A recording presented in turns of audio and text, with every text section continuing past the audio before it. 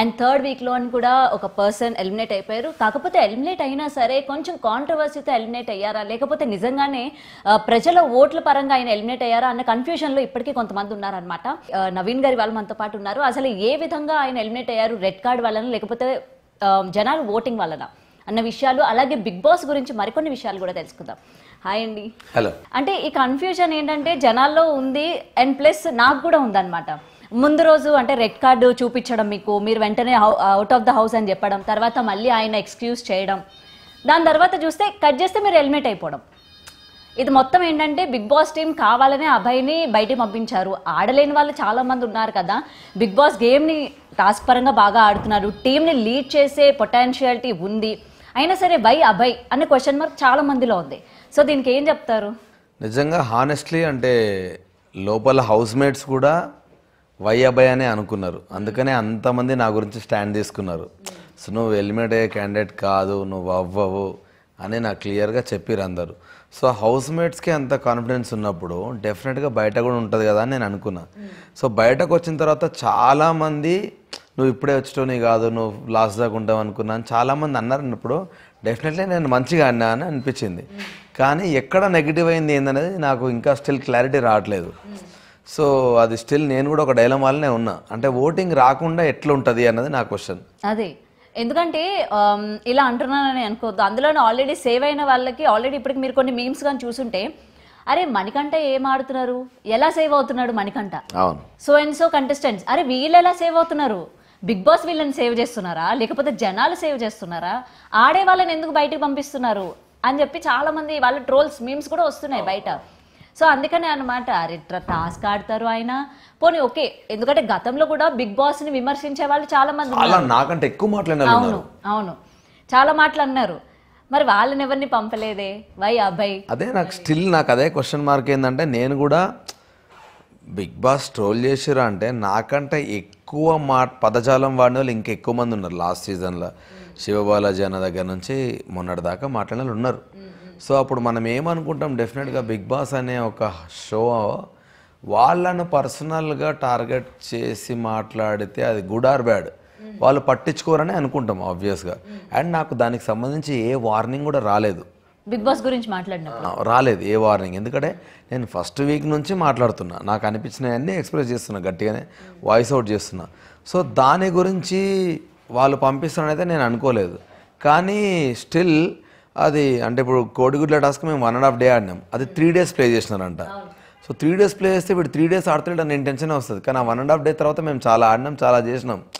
So అవేవి బయటకు రాకపోవడం వల్ల ఏమైనా నెగిటివ్ అయిందా ఏంది అని. కానీ నేను బయటకు వస్తే అందరు పాజిటివ్గానే మాడుతున్నాను నా గురించి.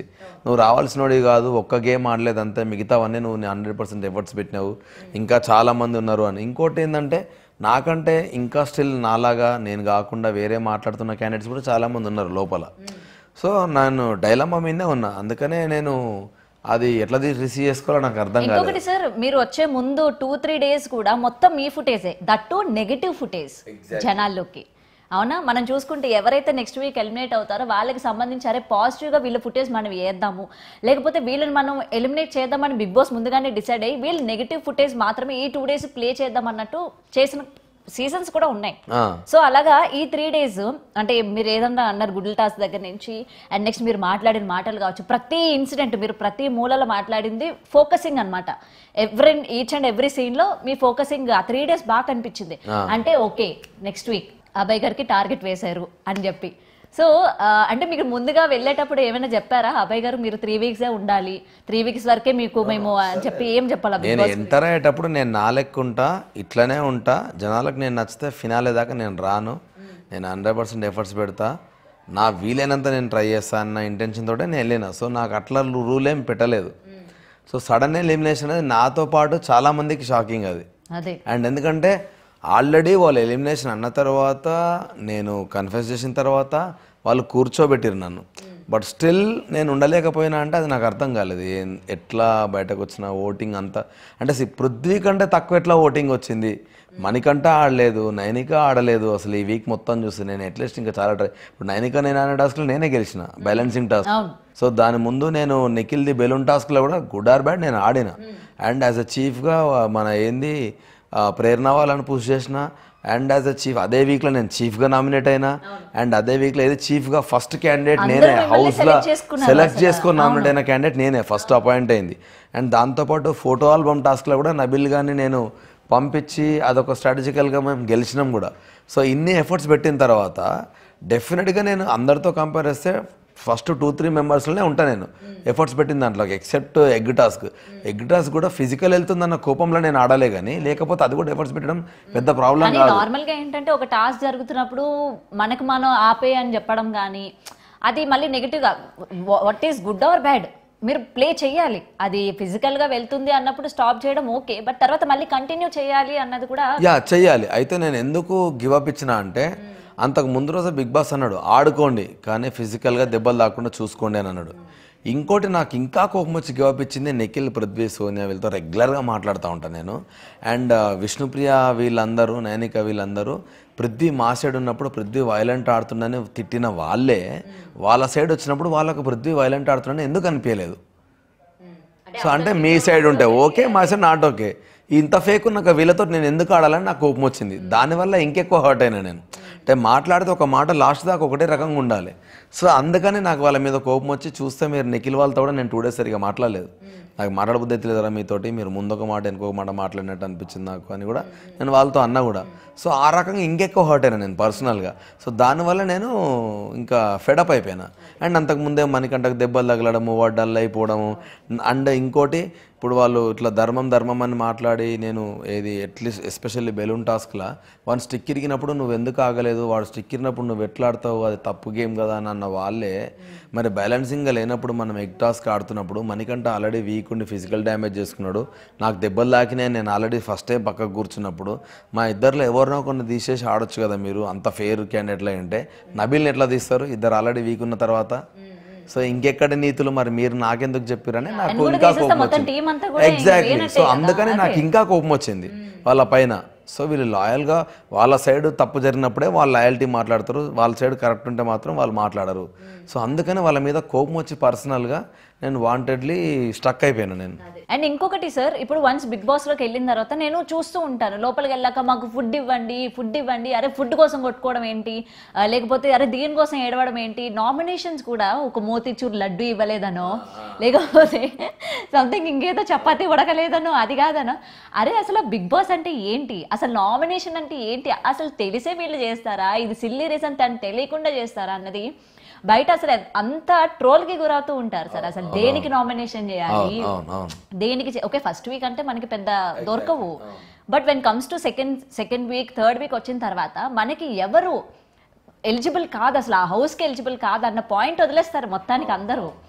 అరే నాకు ఇది పెట్టలేదు, అది ఇవ్వలేదు, ఇది ఉడకలేదు, ఇది చేయలేదు. అసలు మీ నామినేషన్స్ చూస్తూ ఉంటే మీకు ఎట్లా అనిపిస్తుంది సార్? బయట మాకే ఇలా ఉంటుంది కదా. ఏమైపోయింది తెలుసా, ఫస్ట్ వీక్ అప్పుడేమో చాలా మందికి పాయింట్స్ దొరకలేదు, బట్ టు సమ్ ఎక్స్టెంట్ నేనైతే కరెక్టే మాట్లాడినా. సెకండ్ వీక్ అప్పుడు ఏం జరిగిందంటే చాలా మంది నామినేషన్ చేసుకుందాం అనుకున్నప్పుడు 3 క్లాన్స్గా డివైడ్ అయిపోయారు. డివైడ్ అయిపోయేసరికి కొంతమందికి ఇప్పుడు నేను నామినేట్ ఇద్దాం అనుకుని నా క్లాన్లోనే ఉన్నారు, ఇంకోళ్ళ మీద నాకు ఎక్కువ పాయింట్స్ లేవు. సో పాయింట్స్ లేనప్పుడు ఏదో ఒకటి చెప్పాలి కదా, దానివల్ల స్ట్రక్ అవుతున్నారు ఒకటి. రెండో బిగ్గెస్ట్ డ్రాబ్యాక్ ఏంటంటే చాలా ఫ్రెండ్లీనెస్ అయిపోయేసరికి వీడు నా ఫ్రెండ్ కదా, వీడు నామినేట్ చేస్తే వీడేమైనా ఫీల్ అవుతాడేమో, ఆ దాంట్లో కూడా ఎవడైతే ఎక్కువ ఫీల్ కాడు అన్న వాళ్ళపైన నామినేట్ చేసుకుంటారు. అందుకే కొన్ని నామినేషన్లు చాలా పప్పులాగా ఉంటాయి. అండ్ సార్ మీరు మాట్లాడిన మాటలు కూడా హౌస్ లోకి వెళ్ళిన తర్వాత మీకు బయట నుంచి తెలుసు బిగ్ బాస్ రూల్స్ ఎలా ఉంటుంది ఏంటి, మీరు అంతా అక్కడ బిగ్ బాస్ చెప్పినట్టే వినాలి అని. మరి వన్స్ లోపలికి వెళ్ళిన తర్వాత మీరు ఎందుకని మీ కోపాన్ని కంట్రోల్ చేసుకోలేకపోయారు? బిగ్ బాస్ ఆయన మనకి పెద్ద కదా, మనం అన్ని వినాలి కదా. నేను ఏంటంటే బిగ్ బాస్ రూల్స్ అన్ని ఫైన్ బాగానే ఉన్నాయి. నేను ఎందుకు ఫ్లిప్ అయినా అంటే సెకండ్ నామినేషన్స్ అప్పుడు చాలా సాఫ్ట్గా డీల్ చేస్తున్నారు అందరు నామినేషన్స్. సో బిగ్ బాస్ నుంచి ఒక వాయిస్ వచ్చింది మాకు, మీరు లాస్ట్ టైం చూపించినంత ఎంతూజియాజం చూపిస్తలేరు, అంత హార్డ్గా వెళ్ళట్లేదు, సో చాలా సాఫ్ట్గా వెళ్తుంది అంటే నాకు ప్రోవోక్ చేసినట్టు అనిపించింది. మీరు కొట్టుకోండి అని, అది నాకు నచ్చలేదు. నేను నీ రూల్స్ పెడితే నేను ఆడతా, నేను ఇట్లా ఆడుతున్నప్పుడు మీరు ప్రొవోక్ చేయడం ఏంది అని నేను కొంచెం ఫీల్ అయ్యి కొంచెం గట్టిగానే బర్స్టెడ్ అయినా అసలు అది ప్లే కాలేదంట బయట, రాలేదంట. సో నేను ఘోరంగా బర్స్టెడ్ అయినా ఆ రోజు. సో నేను ఇప్పుడే కాదు బర్స్టెడ్ అయింది, ఫస్ట్ వీక్ నుంచి కూడా నాకు నచ్చని అని బర్స్టెడ్ అవుతున్నా. సో అయిన తర్వాత మేబీ ఇంత ప్రొవోక్ చేసినా కూడా మనం సాఫ్ట్గానే ఉండాలేమో అన్నట్టు నా ఫ్రెండ్ ఎవరో అన్నారు, గుర్తులేదు. అన్నప్పుడు సరే అవును కదా, మనం ఛాలెంజ్ చేస్తుంది కదా, మనం మంచిగా ఉందామని ఎన్ని గొడవలైనా మళ్ళీ నేను నాకు వీళ్ళంతా కాంప్రమైజ్ చేస్తూ సాఫ్ట్ చేస్తూ మళ్ళీ కలుస్తుందామని ఇంటెన్షన్లో వెళ్తా ఉన్నాం.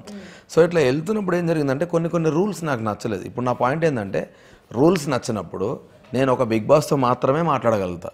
ఎందుకంటే నా ఆపోజిట్ టీంతో నేను ఎంత ఆర్గ్యుమెంట్ చేసినా వాడు విన్నాడు నా మాట. అండ్ సంచాలక్ గాడు ఒక డెసిషన్ తీసుకున్నాక వాడు అసలే విన్నాడు నా మాట.